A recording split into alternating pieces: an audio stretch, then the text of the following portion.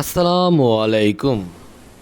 আজকে আমি আলোচনা করব ফেসবুক পেজ মনিটাইজেশনের জন্য আপনার পেজে কি কি যোগ্যতা থাকতে হবে। ফেসবুক পেজ মনিটাইজেশন করতে হলে কিছু শর্ত পূরণ করতে হয়। বর্তমান সময়ে ফেসবুক পেজ মনিটাইজেশন খুব সহজে হয়ে যায়, কিন্তু এর শর্ত যদি আপনি পূরণ করতে না পারেন তাহলে আপনাকে কখনোই তারা পেমেন্ট করবে না। তো এই জন্য আজকে আমরা জানব তাহলে কি শর্তগুলা মানতে হবে।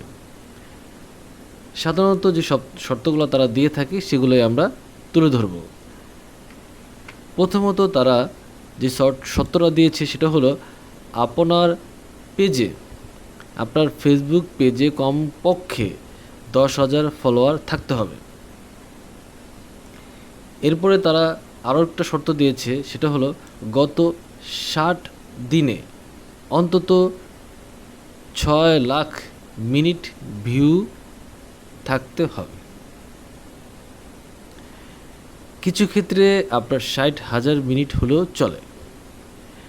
এখানে আপনার ফেসবুক রিলস, লাইভ বা নর্মাল ভিডিও মিলিয়ে তারপর আপনার এই মিনিটটা থাকতে হবে। এরপর আছে আপনার অন্তত 5টি সক্রিয় ভিডিও আপলোড থাকতে হবে। বর্তমান সময়ে যে তারা যে নিয়মে পেমেন্টটা করতেছে আমি সেই নিয়মটাই জানাচ্ছি। এরপর আছে সব ভিডিও অরিজিনাল কন্টেন্ট হতে হবে, কপি বা আপলোড নয়। আপনি যদি অন্য কোনো মিউজিক অনলাইন থেকে ডাউনলোড করে আপনার ভিডিওতে অ্যাড করেন তারপরও সেটা কপিরাইট হিসেবে গণ্য হবে।